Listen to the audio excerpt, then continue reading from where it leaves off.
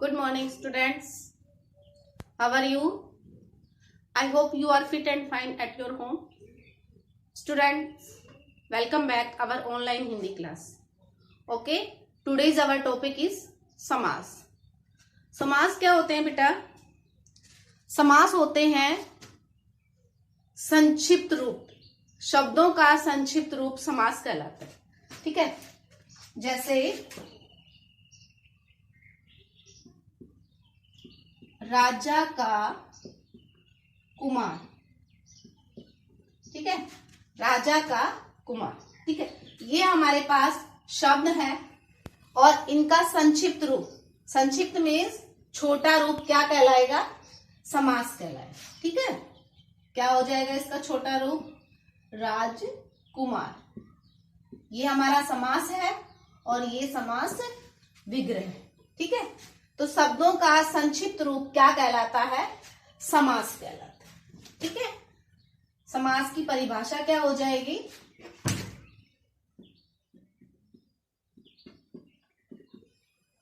परिभाषा. ठीक है, दो या दो से अधिक शब्दों का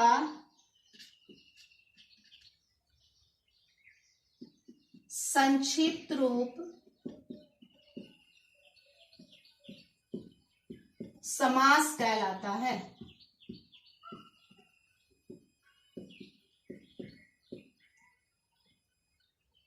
समास कहलाता है. ठीक है, दो या दो से अधिक शब्दों का संक्षिप्त रूप क्या कहलाता है?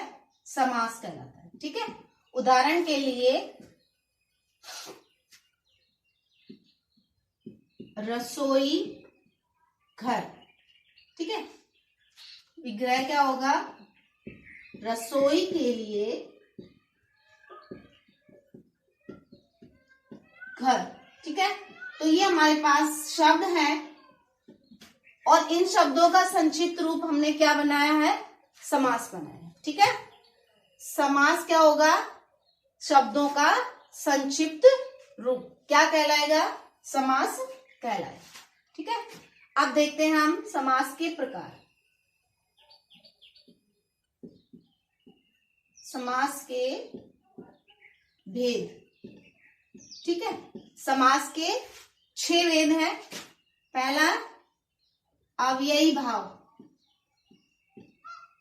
पहला क्या हो जाएगा? अव्ययी भाव. दूसरा तत्पुरुष. ठीक है, तीसरा हो जाएगा हमारा द्वंद्व. ठीक है, द्वंद्व. चौथा हो जाएगा द्विगु. ठीक है, पांचवा हो जाएगा हमारे पास कर्मधारय. कर्मधारय. और 6 क्या है? बहुव्रीहि.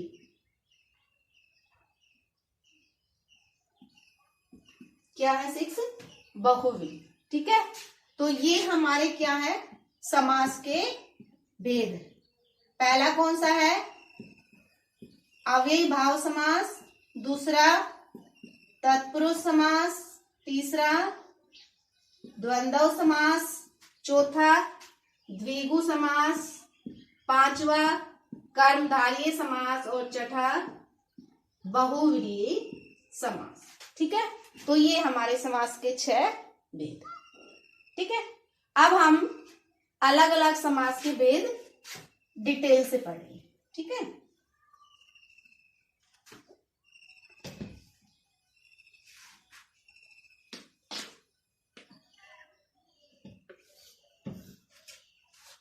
देखिए, पहला है अव्ययी भाव समास.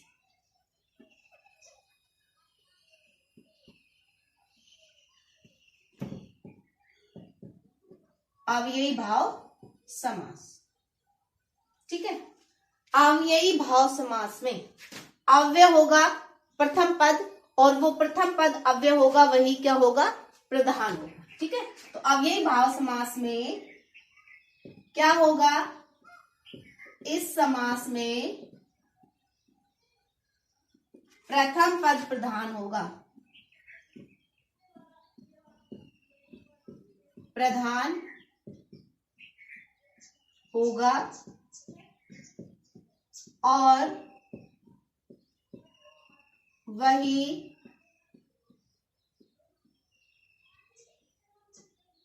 अव्यय होगा।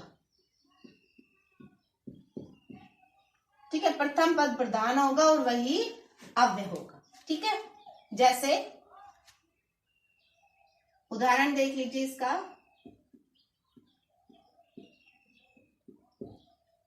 प्रतिदिन। ठीक है, प्रतिदिन क्या है हमारे पास, एक समास का उदाहरण है जिसमें प्रति उपसर्ग है और प्रति अव्यय है। ठीक है, अव्यय क्या होते हैं, जो लिंग वचन के अनुसार बदले नहीं जा सकते, उनको क्या बोलते हैं, अव्यय बोलते हैं। ठीक है, इसका समास विग्रह क्या हो जाएगा, हर दिन। क्या हो जाएगा, हर दिन। तो हर भी क्या है यहाँ पर, अव्यय है। तो ये प्रथम पद है, ये क्या होगा, प्रधान होगा और प्रथम पद ही क्या होगा, इसमें अव्यय होगा। तो ये हमारा कौन सा समास हो गया, अव्ययी भाव समास। ठीक है, दूसरा है तत्पुरुष। तत्पुरुष समास में क्या होता है, तत्पुरुष समास में दूसरा पद क्या होता है, इसका प्रधान होता है तत्पुरुष समास में। ठीक है, जैसे इस समास में दूसरा पद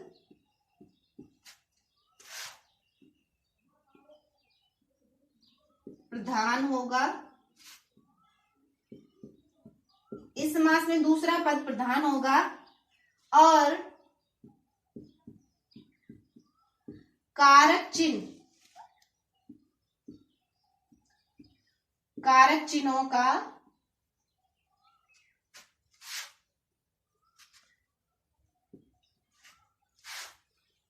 लोप हो जाएगा।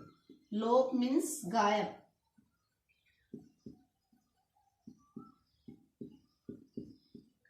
ठीक है, किस प्रकार से, उदाहरण से समझते हैं हम इसको। देखिए, जैसे हमने शब्द लिखा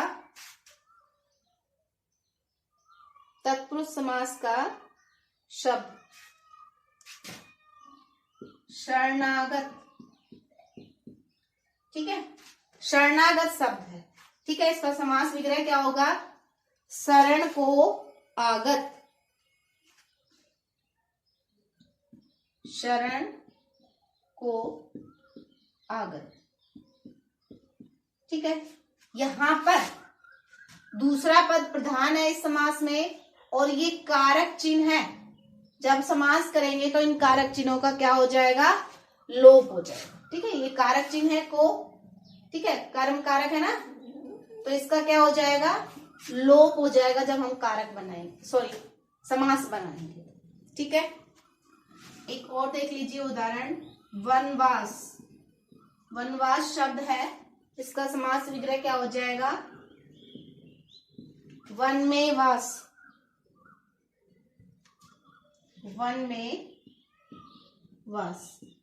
ठीक है, उत्तर पद प्रधान है, मीन्स दूसरा पद प्रधान है, कारक चिन्ह है, कारक चिन्ह का लोप हो रहा है, कौन सा समास होगा, तत्पुरुष समास। ठीक है, तीसरा समास है हमारा द्वंद्व। द्वंद्व समास में क्या होता है, दोनों पद क्या होंगे, प्रधान होंगे। ठीक है, द्वंद्व समास में दोनों पद प्रधान होंगे। ठीक है, दोनों ही पद श्रेष्ठ माने जाएंगे, दोनों पद का क्या होगा, उपयोग होगा, बहुमूल्य होंगे दोनों पद।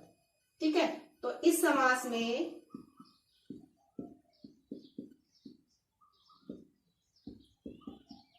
दोनों पद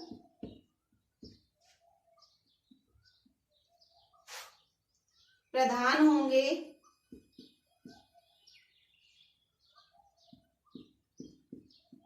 ठीक है, और योजक चिन्ह होगा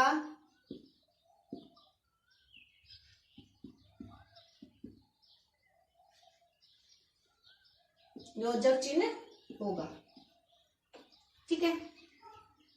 इसमें तथा,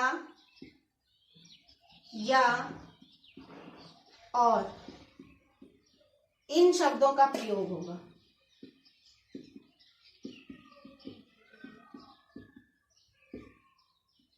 इन शब्दों का प्रयोग होगा।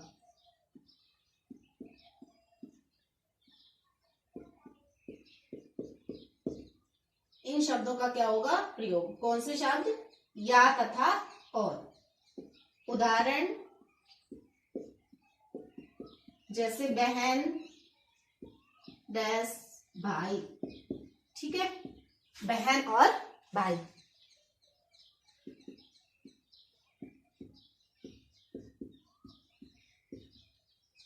ठीक है, रात, दिन, रात या दिन, ठीक है।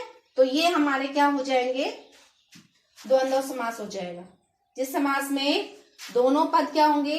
प्रधान होंगे, योजक चिन्ह होगा, ठीक है, और विग्रह करने पर और तथा या का प्रयोग होगा, ठीक है। एक बात और भी ध्यान रखेंगे कि इस द्वंद्व समास में दोनों पद अधिकतर एक दूसरे के विपरीत होते हैं, ठीक है, एक दूसरे के विलोम होते हैं, ठीक है। दोनों पद क्या होंगे? एक दूसरे के विलोम होंगे, ठीक है। तो ये हमारे 3 समास थे: अव्ययी भाव, तत्पुरुष, द्वंद्व, ठीक है। अव्ययी भाव में पहला पद प्रधान होगा और पहला पद ही क्या होगा? अव्यय होगा, मीन्स उपसर्ग भी हम बोल सकते हैं कि जिसमें उपसर्ग हो, ठीक है। दूसरा होगा तत्पुरुष समास, जिसमें दूसरा पद प्रधान होगा और कारक चिन्हों का क्या हो जाएगा? लोप हो जाएगा, कारक चिन्ह समाप्त हो जाएंगे, ठीक है।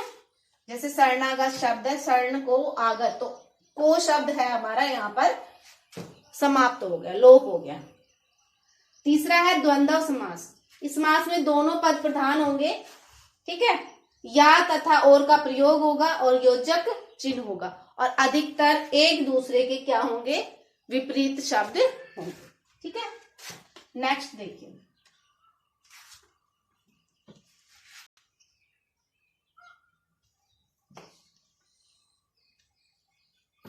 नेक्स्ट है हमारा द्विगु समास, ठीक है। कौन सा समास है नेक्स्ट? द्विगु। द्विगु समास में संख्यावाची शब्द होते हैं, ठीक है। चौथा है द्विगु। द्विगु समास में क्या होता है? संख्यावाची शब्द होते हैं, ठीक है। संख्यावाची शब्द होंगे, प्रथम पद जो होगा उसका संख्या का होगा, तो हम ध्यान रखेंगे कि जिस शब्द में संख्यावाची शब्द है वो किस में आएगा? द्विगु समास। इसकी परिभाषा हो जाएगी, इस समास में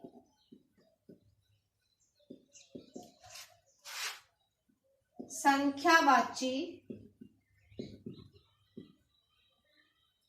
शब्दों का प्रयोग होता है,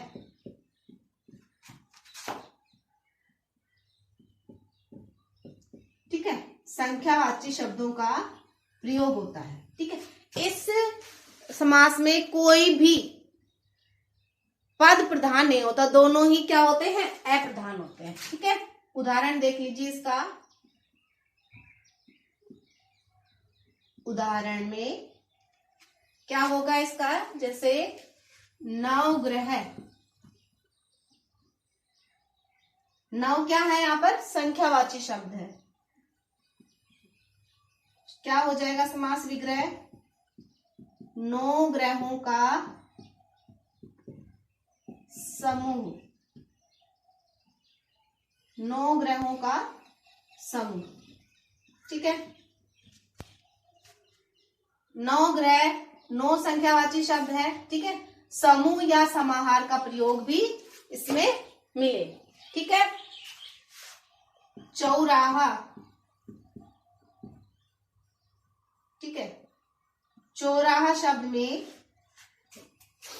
चौ क्या है? 4 संख्या को दर्शा रहा है। 4 राहों का समूह। 4 राहों का समूह। ठीक है। नेक्स्ट है हमारा कर्मधारय।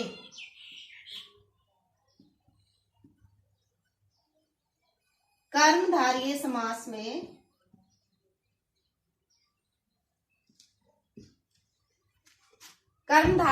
में क्या है कि इस समास में विशेषण विशेष्य शब्द होंगे। ठीक है। विशेषण विशेष्य क्या? कि एक शब्द दूसरे शब्द की क्या बता रहा होगा? विशेषता बता रहा होगा। ठीक है। विशेषण और विशेष्य शब्द होंगे। इस समास में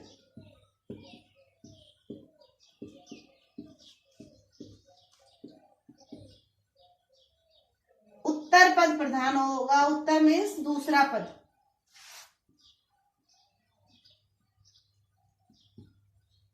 उत्तर पद प्रधान होगा।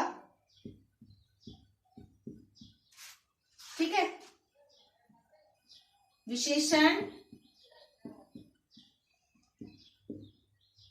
व विशेष्य,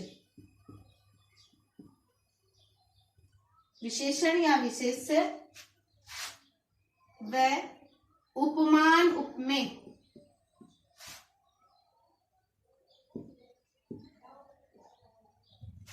उपमान उपमेय क्या होता है? उपमान मतलब जिस शब्द की उपमा दी जाती है। उपमेय जिस शब्द से उपमा दी जाए। ठीक है।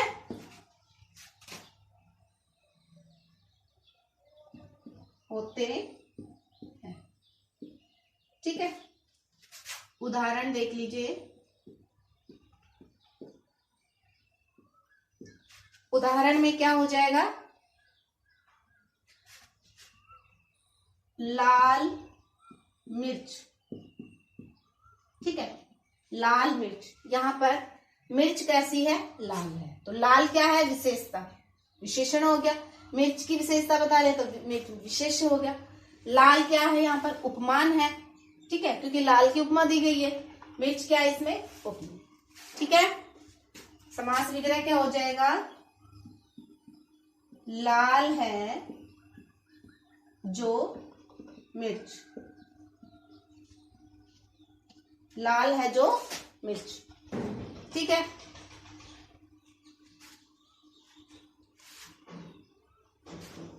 दूसरा उदाहरण देख लीजिए। कर कमल। कर कमल। ठीक है। कर मीन्स हाथ होता है। ठीक है। तो इसका क्या हो जाएगा? कमल रूपी कर। कर मीन्स हाथ होता है। ठीक है। कर क्या है? इसमें विशेष। कर क्या है? विशेष्य। और कमल क्या है? विशेषता। तो ये विशेषण है। ठीक है। उसके बाद नेक्स्ट है हमारा बहुव्रीहि। बहुव्रीहि समास में कोई भी पद प्रधान नहीं होता। ठीक है। दोनों ही पद कैसे होंगे? अप्रधान होंगे। ठीक है। बहुव्रीहि समास में कोई भी पद प्रधान नहीं होगा। ठीक है। क्या होगा इसमें? दोनों पद अप्रधान होंगे। दोनों पद कैसे होंगे? अप्रधान।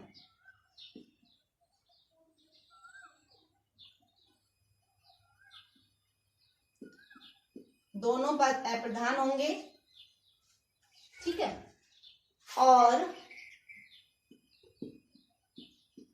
तीसरा पद प्रधान होगा। तीसरा पद प्रधान होगा। ठीक है। तीसरा पद क्या होगा? इसमें प्रधान होगा। ठीक है। जैसे उदाहरण देख लीजिए इसका।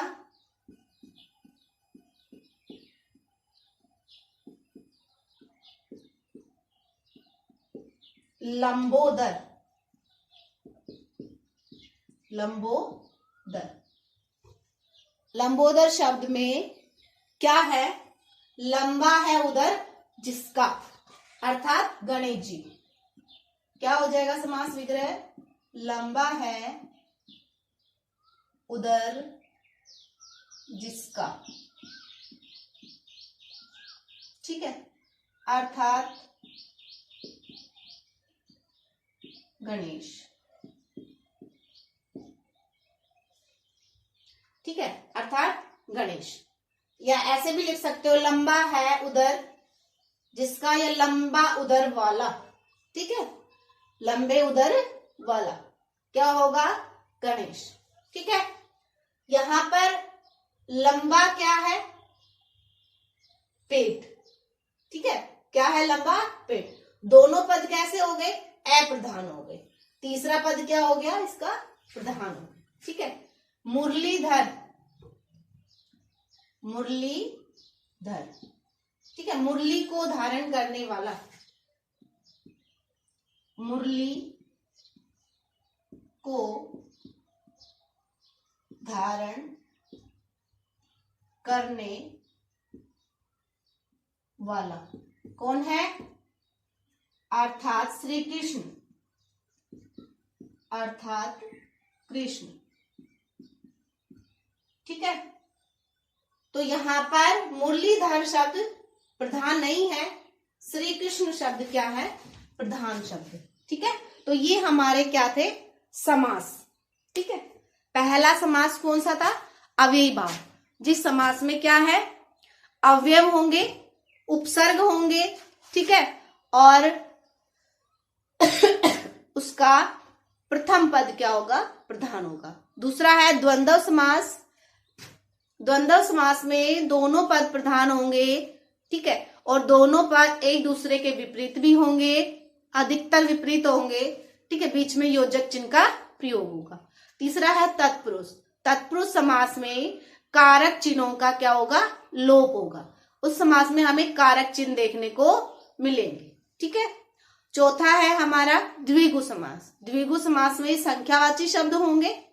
ठीक है, पांचवा है कर्मधारी। कर्मधारी समास में विशेषण विशेष्य या उपमान उपमेय मिलेंगे। और उसके बाद है बहुव्रीहि समास, जिसमें तीसरा पद प्रधान होगा, तीसरा अर्थ निकलेगा, जिसकी उपमा तीसरे शब्द से दी जाएगी, वो क्या होगा? बहुव्रीहि समास। ठीक है, तो ये हमारे समास थे। समास के 6 भेद थे जो आज हमने कंप्लीट कर लिए हैं। ठीक है, तो आप इसको अच्छे से पढ़ना, बार बार पढ़ोगे तभी आपको ये अच्छे से समझ आएंगे। ठीक है, एक बार पढ़ने से समझ नहीं आएंगे। ठीक है, ओके, तो आज के टॉपिक में हमारा इतना ही। ठीक है, आगे नेक्स्ट चीज हम नेक्स्ट टॉपिक में नेक्स्ट क्लास में करेंगे। ठीक है, ओके, तब तक के लिए धन्यवाद।